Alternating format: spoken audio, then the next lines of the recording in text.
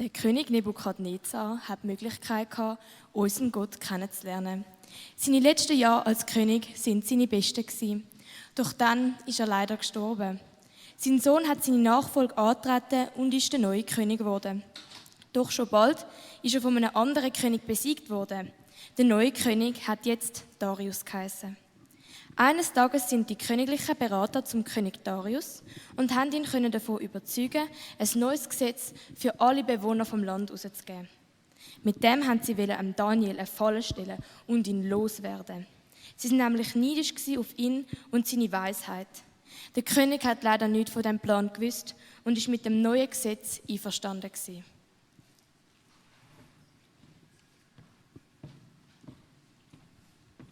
Hört ihr Leute von Babylon, der König hat befohlen, dass 30 Tage lang niemand zu einem Gott beten darf. Ihr müsst alle den König anbeten. Wenn sich jemand dem Befehl widersetzt, wird er in die Leuengrube hineingeworfen. Ich kann doch den Befehl nicht annehmen. Ich will und bete nur zu meinem Gott von meinen Vorfahren. Ich bete den König doch nie an. Wie gross und mächtig du bist, mein Gott. Du siehst den Befehl vom König und du hast für jedes Problem eine Lösung. Danke für deine Treue. Einfacher könnt ihr es uns wirklich nicht mehr machen. Wie ein Fisch am Fischhaken hat er abbissen. Das würde ich natürlich jetzt sofort dem König erzählen, dass der Daniel endlich in der Leuengrube beseitigt wird.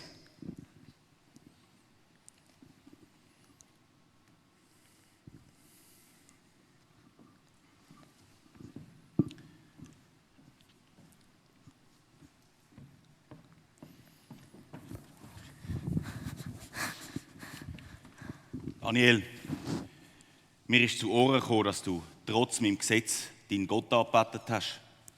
Mein König, wo du mich zum zweitwichtigsten Mann im ganzen Land gemacht hast, habe ich Gott gebeten um Hilfe. Wie kann ich also meine Aufgabe ohne seine Hilfe erfüllen? Ich sehe, du betest deinen Gott treu an und auch die Androhung von einer schlimmen Strafe haltet dich nicht davon ab. Ich glaube aber, dass die weisen Männer dich in eine Falle locken. Und das ist nicht ganz offensichtlich gelungen. Mit meiner Unterschrift ist das Gesetz gültig und mir sind die Hände gebunden. König Darius, ich habe keine Angst. Mein Gott ist bei mir. Bei ihm ist nichts unmöglich. Dann hoffe ich wirklich für dich, dass der Gott, wo du dein ganze Leben dafür hingibst, dir auch treu ist. Führen ab.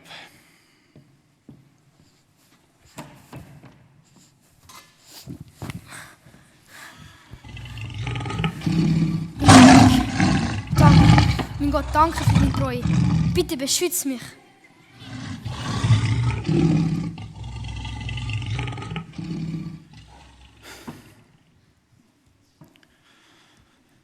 Ich konnte die ganze Nacht nicht schlafen. Wie denn auch? Ich hoffe wirklich, dass sein Gott ihm treu geblieben ist. Daniel, lebst du noch? Ja, mein König. Mir geht's blendend. Mir ist alles okay. Ist das wahr? Wie kann das sein? Bist du unverletzt? Los, hol ihn aus dieser Grube raus.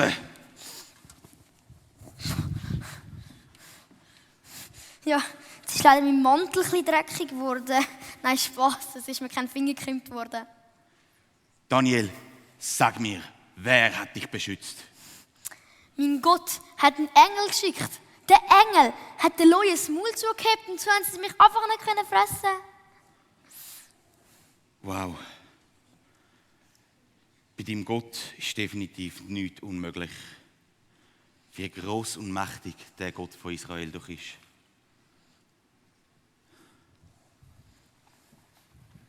Wow, was für eine Geschichte einmal mehr, die wir da mit dem Daniel haben dürfen miterleben. Und dann das Wunder, was passiert ist. Also ich glaube, das hätte niemand gedacht, nicht einmal der Daniel selber. Es war ja schon ein bisschen eine verzwickte Situation gewesen, weil der König Darius, der hat den Daniel eigentlich mega gern gehabt. Und es war einer von seinen Lieblingsberatern gewesen. Aber er ist in die Falle getappt von seinen Sterndeutern und von diesen anderen Beratern. Und als er das Gesetz mal unterschrieben hat, hat er nicht mehr einfach zurückgehen. Sondern damals war es so gewesen, wenn der König etwas gesagt hat, dann hat nachher nicht mal mehr der König selber etwas anderes sagen. Und er hat sich sicher Gedanken gemacht, wie er vielleicht noch irgendwie das könnte umgehen oder eine andere Lösung finden. Aber schlussendlich ist ihm nichts anderes übrig geblieben, als den Daniel in die Leuengrube werfen zu lassen. Hey, und jetzt stellt euch mal vor, wie ist es erst am Daniel gegangen?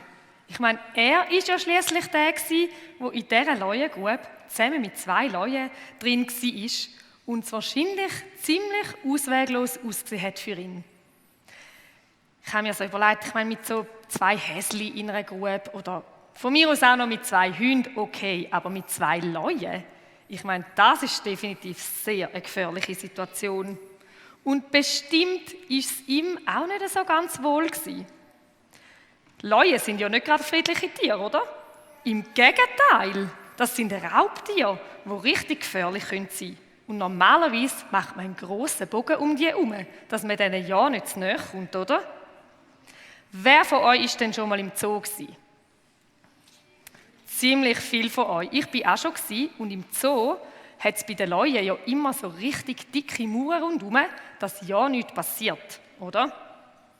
Hey, und jetzt ist der Daniel mit diesen 2 Leuen in dieser Leuengrube drin gewesen. Ihm war es sicher mulmig gewesen. Ich kann mir gut vorstellen, dass er sogar ein bisschen Angst hatte. Wie gut, dass der Daniel gewusst hat, dass Gott mit ihm ist und dass er bei ihm ist und ihn nicht im Stich lässt. Vielleicht kennst du auch so Situationen, wo du ein mulmiges Gefühl hast oder vielleicht dich nicht so wohl fühlst. Vielleicht hast du sogar schon mal ein bisschen Angst gehabt. Ich meine, bei uns ist jetzt die Gefahr nicht so groß, dass wir in so eine Leuengrube geworfen werden, aber vielleicht hast du schon mal einen Streit gehabt oder du bist schon mal ausgelacht worden oder vielleicht hast du auch schon mal Angst gehabt im Dunkeln oder jemand hat nicht mit dir spielen, wo du eigentlich hättest mit dem spielen.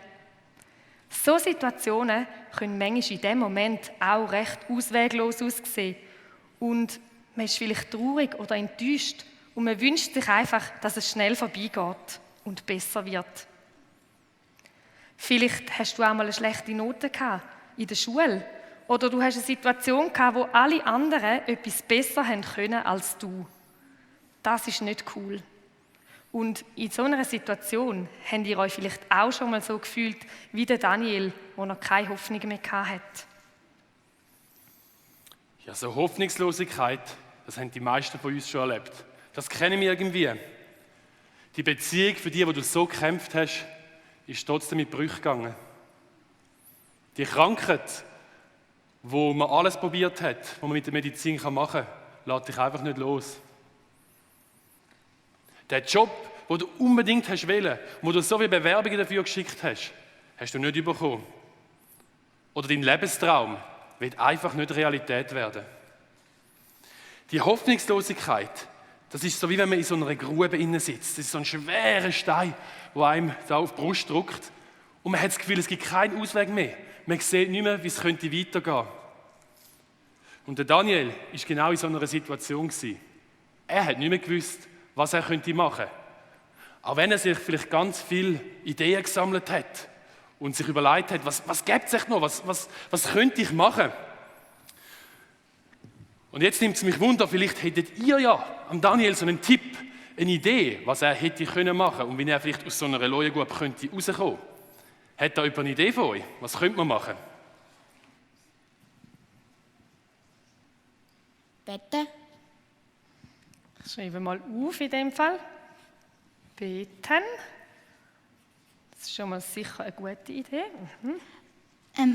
Also es gibt auch so Regeln, wenn man in der Nähe von Leuen ist, dass man sich so natürlich wie möglich soll bewegen. Das heisst, einfach irgendwie hersitzen und irgendetwas essen oder spielen oder so.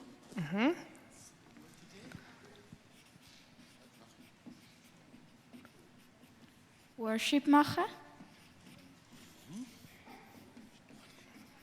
Worship habe ich noch gehört. Super. Aus der Leuengrube einfach an den Ziegelstein rausklettern? Ja, das habe ich mir im Fall genau angedacht. Er hätte ja einfach probieren rauszuklettern, oder? Rausklettern. Ein Plan. Wie? Ein Plan. Einen Plan schmieden, wie er wieder rauskommen könnte. Aha. Das ist auch noch eine Idee. Das könnte er noch gemacht haben. Gut, Vertrauen. Vertrauen. Und dann wäre er echt wieder rausgekommen. Ich schreibe es mal auf. Vertrauen. Hat noch irgendjemand eine Idee? Ein Feuer machen? Ein Feuer? Das Feuer machen? Hey, ihr habt da schon super Ideen gesagt. Ich habe mir auch gedacht, der Daniel hätte doch einfach versuchen aus dieser Leuengrube rauszuklettern oder irgendwie vielleicht so ein bisschen reinginken, voller Kraft und hoffen, dass irgendwie die Steine abeinander abbrechen. Oder er hätte irgendwo so einen Ausgang suchen. Vielleicht wäre das sogar irgendwie gegangen. Aber in dem Moment hat all das nicht geholfen. Der Daniel hat zwar Sachen probiert, aber schlussendlich ist es doch ganz anders gekommen, als er gedacht hat. Vielleicht ist es bei dir auch schon mal so gewesen. Vielleicht hast du auch schon in so einer schwierigen Situation versucht, rauszuklettern oder um Hilfe zu rufen oder irgendetwas zu machen, dass du möglichst schnell aus dieser Situation rauskommst. Aber vielleicht hat es auch bei dir nicht so geklappt, wie du dir das vorgestellt hast. Und all die vielen guten Ideen haben nichts genützt. Vielleicht eben Plan gemacht, Feuer gemacht. Es hat nicht funktioniert. Versucht rauszuklettern oder sich irgendwie natürlich zu verhalten und alles hat nichts gebracht. Aber weißt du, was ist das Coole? Für Gott ist nichts unmöglich. Vielleicht hast du alles probiert, alles, was du irgendwie könntest machen, und du bist am Ende von deinen Möglichkeiten. Es gibt nichts mehr, was du könntest machen. Aber weißt du was? Das kennt Gott nicht. Er ist nie am Ende von seinen Möglichkeiten. Er hat immer noch mal eine Möglichkeit mehr, weil für ihn ist nichts unmöglich. Was für dich und für mich vielleicht unlösbar scheint und wie eine auswegslose Situation, da hat Gott auch noch einen Weg drin. Und genau das sehen wir in der Geschichte von Daniel. In der Bibel, im Daniel 6, Vers 28 steht nämlich: Er ist ein Retter und Nothelfer und er tut Zeichen und Wunder im Himmel und auf Erden. Komm, wir lesen das gerade mal miteinander. Seht ihr es vorne? Er ist ein Retter und Nothelfer und er tut Zeichen und Wunder im Himmel und auf Erden. Gott ist also ein Retter und ein Nothelfer und er tut Zeichen und Wunder im Himmel und auf der Erde. Vielleicht, wenn du in so einer Situation bist, die schwierig ist für dich, würdest du am liebsten davonlaufen. Dann verstehe ich dich sehr gut. Mir geht das nämlich manchmal so. Wenn ich irgendwo in einer Situation bin, die schwierig ist, ich würde am liebsten davonlaufen und einfach hoffen, es wird besser. Aber genau dir und dir und dir, wo manchmal vielleicht auch am liebsten davonlaufen, möchte ich zurufen, für Gott ist nichts unmöglich. Er kommt genau in deine Situation hinein. Gott hat den Daniel nicht einfach aus der Leuengrube heraus befreit, sondern Gott ist mit dem Daniel in dieser Situation drin gewesen und er hat dort ein Wunder getan. Und genauso wie er das beim Daniel gemacht hat, kann er das auch bei dir machen. Gott kann in deine Angst hineinkommen vor dem Dunklen. Er kann in dein Gefühl hineinkommen, wenn du dich ausgeschlossen fühlst. Er kann in den Streit hineinkommen, den du vielleicht gerade mit jemandem hast. Gott nimmt uns nicht immer aus der Situation raus, aber er verspricht uns, dass er mit uns in die Situation hineinkommt und dort Wunder kann bewirken, so wie wir es gerade vorher gelesen haben in dem Bibelvers. Und manchmal kommt es dann eben ganz anders, als wir das denken, wie beim Daniel. Ich glaube, er war schon auch ziemlich überrascht gewesen, dass er nicht einfach aus dieser Grube befreit worden ist, sondern dass Gott einen Engel geschickt hat, der den Leuen das Maul zugehebt hat, so dass ihm nichts passiert ist. Genau wie der Daniel darfst auch du dich in schwierigen Situationen an Gott wenden. Du darfst zu ihm beten und darfst mit ihm schwätzen. Er ist bei dir. Und auch wenn es für dich vielleicht ausweglos scheint, dann darfst du wissen, dass Gott alles im Griff hat. Und für ihn ist es nicht ausweglos. Für ihn ist nämlich gar nichts unmöglich. Und vielleicht gehörst du auch zu denen, die das Gefühl haben, wenn es ein Problem gibt, dann will ich das lösen. Ich will alles selber machen, ich kämpfe und ich tue mir das Beste und ich versuche, das Problem irgendwie aus der Welt zu schaffen. Und du kämpfst so lange, bis du selber nicht mehr kannst. Du hast das Gefühl, du musst alles selber lösen. Aber weißt du was? Das musst du nicht. Du darfst um Hilfe fragen. Weil um Hilfe fragen heisst nicht, dass du aufgibst, sondern es heisst, dass du dich weigerst aufzugeben. Der Daniel, er hat im Ganzen, in all dem, was passiert ist und wir in den letzten Tagen gehört haben, hat er an Gott festgehalten und hat sich Hilfe bei ihm gesucht. Und das darfst du, das darf ich, das dürfen wir alle zusammen auch machen. Weil wer Besseres könnte man um Hilfe fragen, als der, dem nichts unmöglich ist. Und ihr dürft natürlich auch eure Freunde um euch herum um Hilfe fragen, weil Gott hat euch auch Freunde an die Seite gestellt, die euch helfen können. So wie der Daniel auch seine 3 guten Freunde gehabt und sie zusammen mit Gott vorwärts gegangen sind. Vielleicht bist du aber auch schon mal in so einer Laiengrube, so in einer schwierigen Situation gewesen und du hast Gott gebeten, dass er drin hineinkommt und dass er ein Wunder tut und du hast trotzdem das Gefühl, es ist nichts passiert. Hey, dann möchten wir dir heute am Morgen zurufen. Gott ist ein Retter und Nothelfer. Er tut Zeichen und Wunder im Himmel und auf dieser Erde. Nicht nur beim Daniel, vor langer, langer Zeit, wo wir das lesen können, sondern auch in deinem Leben. Heute und in deiner Situation. Für ihn ist nämlich nichts unmöglich. Vielleicht bist du aber jetzt auch da und denkst so, Laiengrube, schwierige Situation. Also bei mir läuft eigentlich im Moment alles ganz gut. Das ist mega, mega cool. Da freuen wir uns mit dir. Das ist nämlich ein Grund zur Dankbarkeit. Und wer weiß, vielleicht möchte ja Gott genau dich brauchen, um jemand anderen zu ermutigen, um jemand anderen Mut zu machen oder für jemand anderen da zu sein, der gerade in so einer schwierigen Situation drin ist. Für Gott ist nichts unmöglich. Das lesen wir in der Bibel und das sehen wir an ganz vielen Stellen. Und das ist das, was uns die Geschichte heute Morgen zurufen will. Für Gott ist nichts unmöglich. Er ist nie am Ende von seinen Möglichkeiten. Für ihn ist deine Situation nicht aussichtslos. Gott steigt mit dir in jede Laiengrube hinein. Und das ist so ein hoffnungsvoller Zuspruch, mitten in die Realität von unserem Alltag drin hinein. Für Gott ist nichts unmöglich. Und für das können wir gerade miteinander beten. Vater im Himmel, ich danke dir, dass du so viele Möglichkeiten hast, dass du einfach nie ans Ende kommst. Danke hast du für jede von unseren schwierigen Situationen einen Ausweg. Danke bist du mit uns drin und hilfst du uns, an dir festzuheben, auch dort, wo wir vielleicht nicht sehen, wie das es weitergehen soll. Ich danke dir, dass für dich gar nichts unmöglich ist.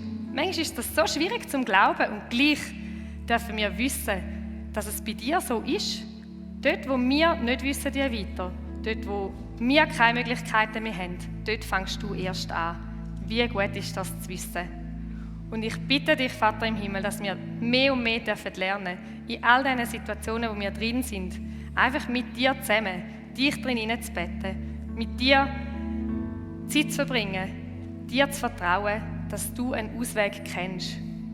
Und ich bitte dich, dass wir gespannt sein und immer wieder uns ausstrecken nach dem, was du möchtest tun und bewirken in unserer Situation drin. Und ich danke dir, dass du uns nicht im Stich lässt, weil für dich nichts unmöglich ist.